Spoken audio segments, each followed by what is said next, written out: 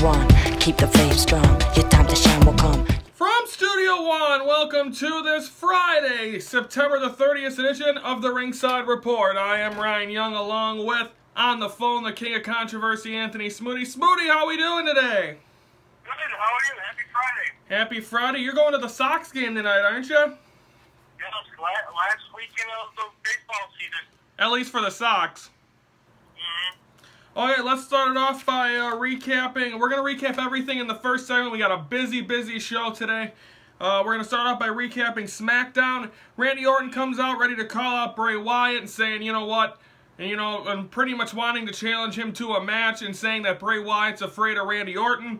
Well, then Wyatt comes on the big screen, and they do this whole thing throughout the whole show. Oddly enough, it was the same boiler room that happened at SummerSlam 96, 95, when Undertaker and Mankind had their boiler room brawl at SummerSlam. Ascension and Usos defeat Slater, Ryder, and American Alpha. Natalya and Carmella defeat Nikki and Naomi. Dolph Ziggler and Miz have a promo, which ends in a career versus Intercontinental title match at No Mercy. If Dolph Ziggler loses, he is done. And if Miz loses, he obviously loses the Intercontinental title. Becky Lynch gets attacked by Alexa Bliss on her way to the ring. So that match doesn't happen. And for the world title, AJ Styles defeats Dean Ambrose. That is SmackDown. Any thoughts on that, Tony? Is confirmed that No Mercy between each other. But Dolph Ziggler put his career on the line. Hey, kudos to him. He got it. Either becomes Intercontinental champion or he's done with WWE. Ring of Honor, Silas Young, who we haven't seen in a while, defeats Yano, a very funny Japanese guy that was playing jokes on poor Silas Young during that match, but Silas gets the last laugh. Punishment Martinez, which was very awkward during this match because who's with Kevin Sullivan. Kevin Sullivan was on commentary along with Steve Corino, and Kevin Sullivan and B.J. Whitmer both said that Steve Corino's real name is not Steve Corino. They said the name, but I don't remember it. But that'll be interesting to see, and he looked like he was guilty, so it looks like something's going to stem from that.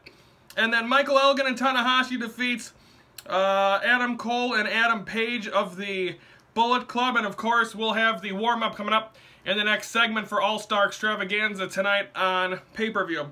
NXT, Ty Dillinger defeats Angelo Dawkins. The Revival versus the Ely brothers ended in a no contest. They were twins, two big guys, but Samoa Joe beats them up. Ember Moon defeats Mandy Rose. Authors of Pain get a win. Asuka defeats Liv Morgan. Hideo Itami defeats Lindsay Dorado. And then also overall, William Regal announces the debut or the return, the second annual Dusty Rhodes Memorial Tag Team Tournament. And Tony, your first team that was announced was Bobby Roode and the Perfect 10, Ty Dillinger. Wow, that's a big message. I like the Dusty Rhodes Tag Team Tournament. It's very interesting. And also another tag team announced, Kota Ibushi and Hideo Itami. Oh.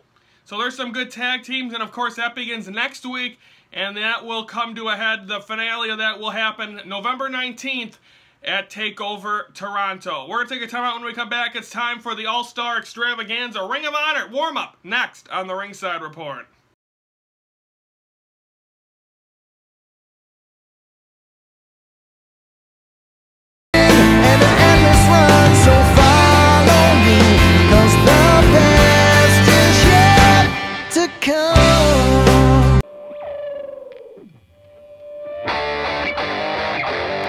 Folks, it's now time for the Ring of Honor All-Star Extravaganza warm-up. We don't have time to talk about the matches. We're going to dive right into the predictions. Tony, you're down by 11.5 right now, and it's your turn. Don't forget, if you can come back and win, I got to shave my face, which has never been done ever. So, Tony, I'm going to give you the match, and you get to pick, and I get the other one. Kamitachi versus Dragon Lee. I'm going with Dragon Lee. Okay, that means I got Kamitachi. Kyle O'Reilly versus Adam Page. Kyle O'Reilly. Okay, I got Adam Page then. #1 contender for the tag titles. Taylor and Lee versus War Machine versus The Cabinet versus Dalton Castle and Colt Cabana. I'm going to go with The Cabinet. Okay, I get a chance to pick for this one. War Machine just had the titles. I don't... Yeah, they've had the title before. I'm going to say, I'm going to go with Taylor and Lee. Okay. But my gut tells me it's going to be Cabana and Castle for some reason. I don't know why.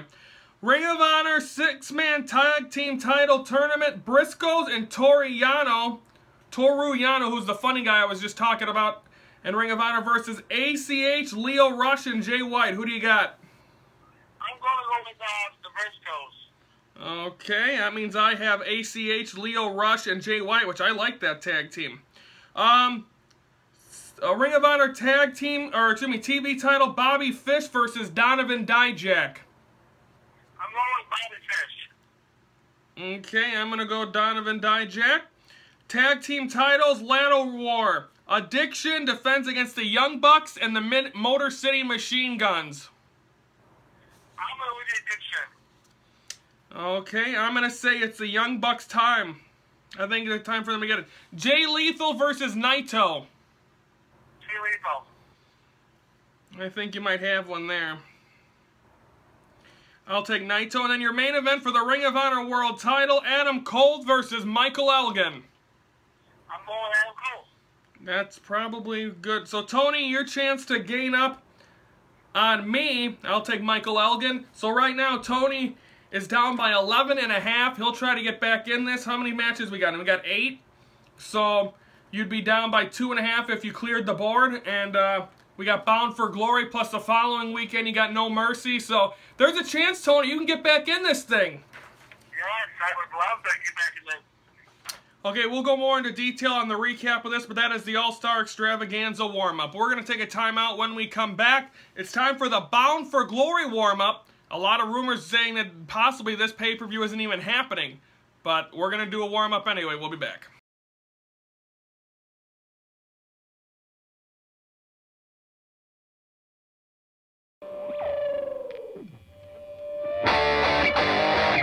It's now time for the Bound for Glory warm-up. Now, of course, if there's not a deal done by today, the Bound for Glory chances that it's not happening. There's rumors that flights have been canceled for the tapings, that this card might get switched around, but as announced, we are going to talk about the card that is going to happen.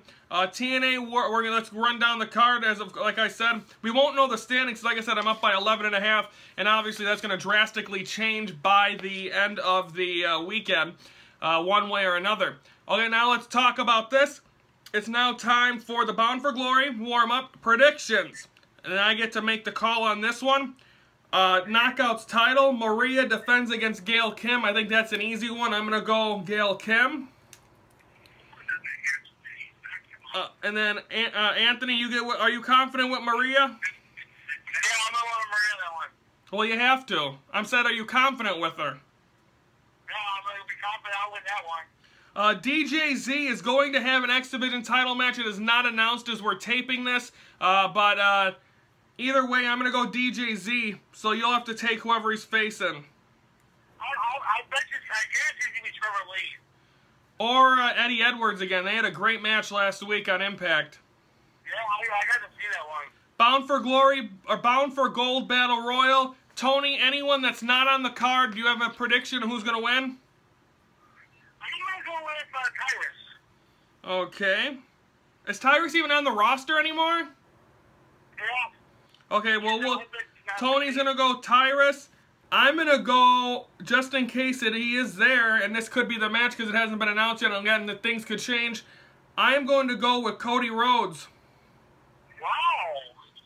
If he's in it. At TNA Global Championship, no, not Global, what is it? The new one, is it? Grand Champion. Yeah, I put Global. But anyway, Grand Championship, I am going to take Aaron Rex.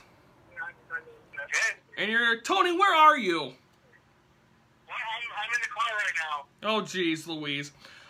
Moose versus the Miracle Mike Bennett. I got I'm going to say Moose. That means you got Bennett. TNA Tag Team titles in a war. Decay versus the Hardys. I'm going to go Hardys. That means you got Decay. Yeah. And for the TNA World title, Lashley versus EC3. I got EC3. You got Lashley. We'll have wrap-ups of them coming up on Wednesday's show. Of course, we'll have Ringside Report 400 coming to you Monday from Dallas, Texas. And also a special announcement on that show. And also look back at our last 100 episodes. We're going to take a time out here. We're going to get a little dark now, as we're going to address we're going to do our final suicide awareness, and it's going to be with Chris Benoit. That's next on the Ringside Report.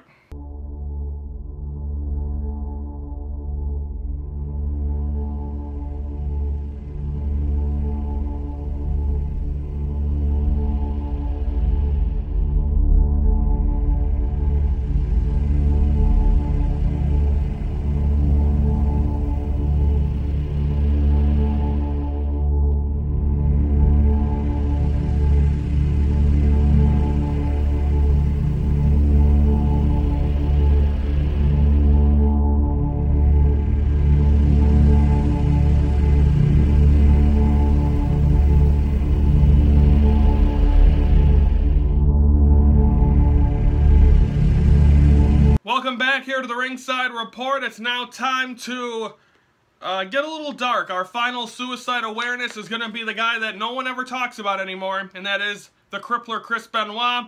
Tony's going to first give him, this is all the stuff I have, and it's a long list of stuff about the death. Tony's got stuff about the career of Chris Benoit. Tony, take it away.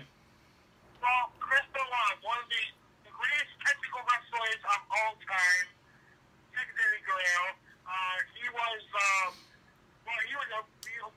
WCW World Champion. He was a United States Champion. He was a Tag Team Champion. He was an Intercontinental Champion, European Champion. I got European Champion, Tag Team Champion. And of course, in 2004, he won the big one. Yes, the World Heavyweight Championship he won. WrestleMania 20. Yep, and he had a great career. He had a wonderful career in WCW, and a great career in WWE.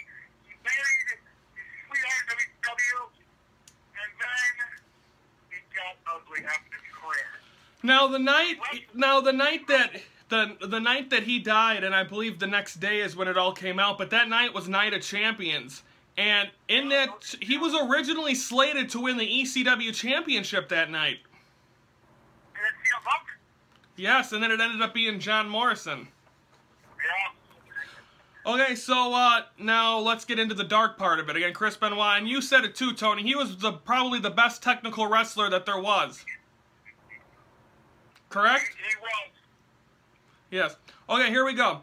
Chris Benoit. On June 25th, 2007, police entered the home on a welfare check after several missed appointments, leading to concerns.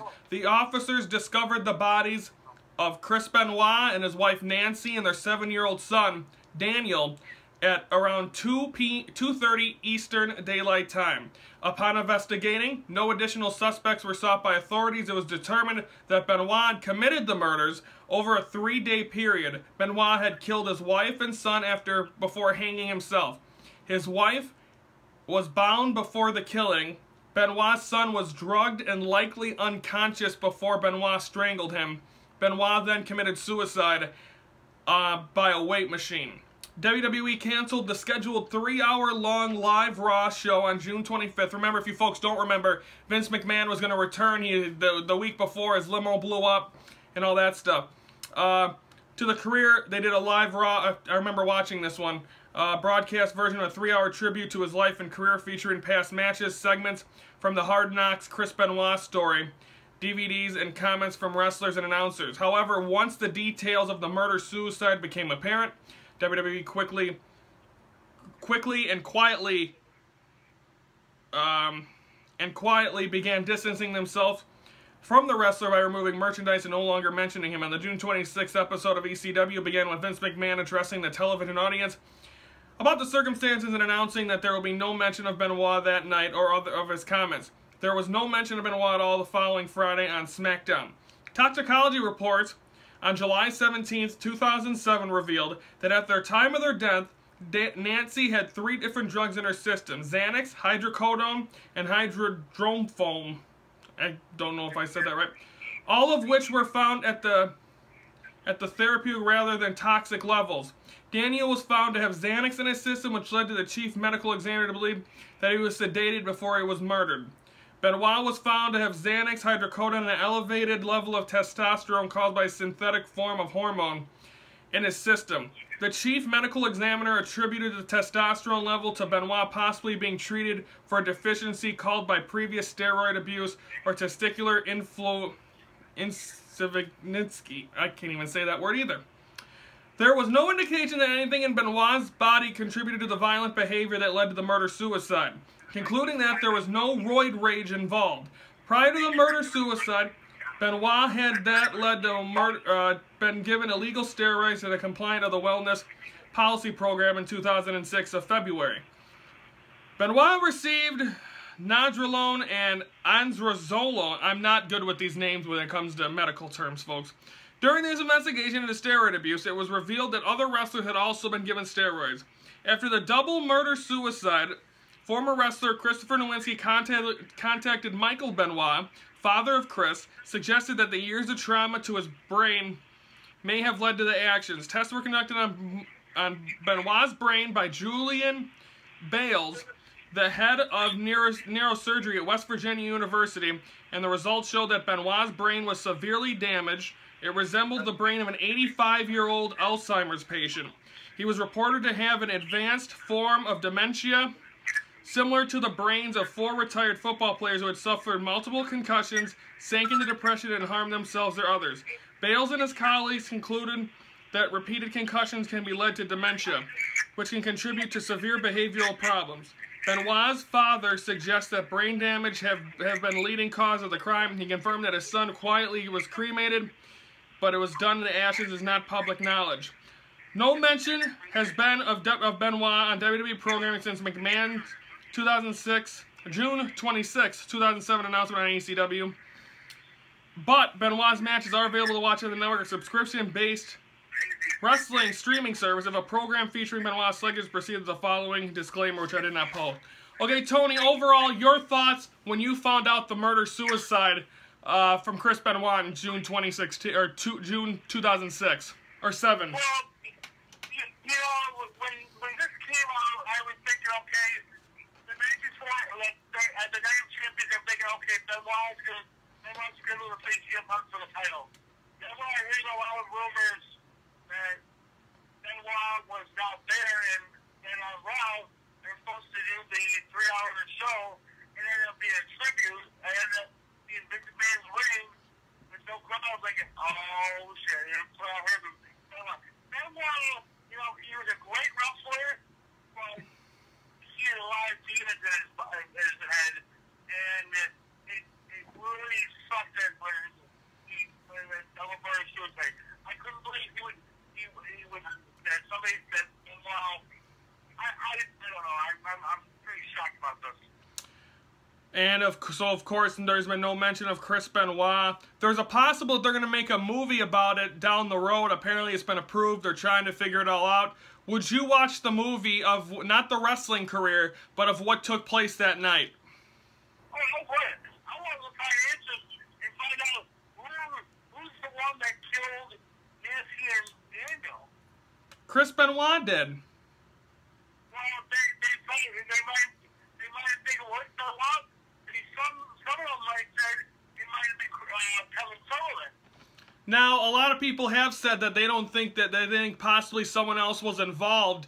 Do you think that they didn't look enough into this back then and they closed the case and everything before it without looking deep into it and just assuming it was Chris Benoit? You know, that's what they were thinking because remember, Nancy Benoit, woman as her name was from wrestling, she had a relationship with Kevin Sullivan. And Kevin said on the DVD, he said, on that TV show on Nancy Grace, he said, oh, you're not kill Nancy or Daniel. I would like Nancy Daniel. I never killed him. He said, Chris killed Nancy Daniel. So, I mean, it's definitely tough to really think, and maybe, hopefully, I mean, I don't know if there will ever be anything more to this story. It happened almost 10 years ago, but I think I believe that I believe it's the end of it, and you know, look at the network. They took his name off the network. They do. They don't say his name on the matches either that he's in. No, they don't, but they show his face there. Yeah, they show, yeah, because he was a big part of the aggression era. Yeah. The ruthless aggression era. Remember what his tights used to say? Toothless aggression. Yep. Okay, folks, that is that. That puts a wrap and a bow on our suicide prevention. Real quick, I want to thank, let's see here, I got this in the mail. I ordered these last couple of weeks ago when we were going to do the suicide awareness. I got these from More Hearts Than Scars. I got 2 of these. So, Tony, if you want one, they're wristbands that says More Hearts Than Scars. It's, I made a $4 donation to the Suicide Awareness Foundation or whatever. So, Tony, do you want one of these? I'll donate $4 to No, you don't have to donate anything. I already donated it. You want the wristband?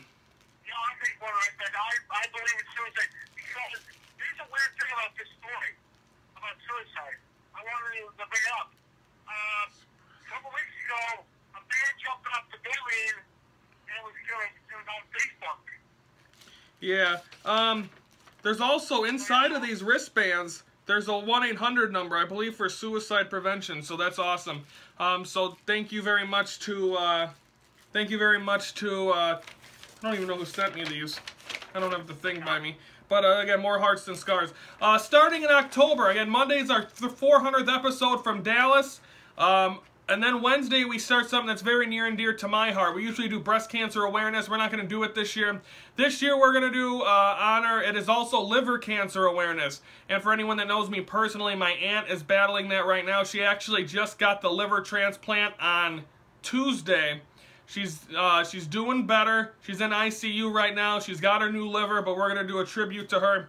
And I'm going to honor Liver Cancer Awareness Month starting on Wednesday. So, Tony, Ringside Report's going green for the month of, which is the green ribbon for liver cancer. We're going to go green for the month of October. There you go. That's the way to do it. Okay, folks, that's it. Everyone have a great weekend. Tony, you're going to the Sox game twice. I'll be doing the wrap-up on Wednesday by myself for Ring of Honor. Are you joining me for Bound for Glory's wrap-up?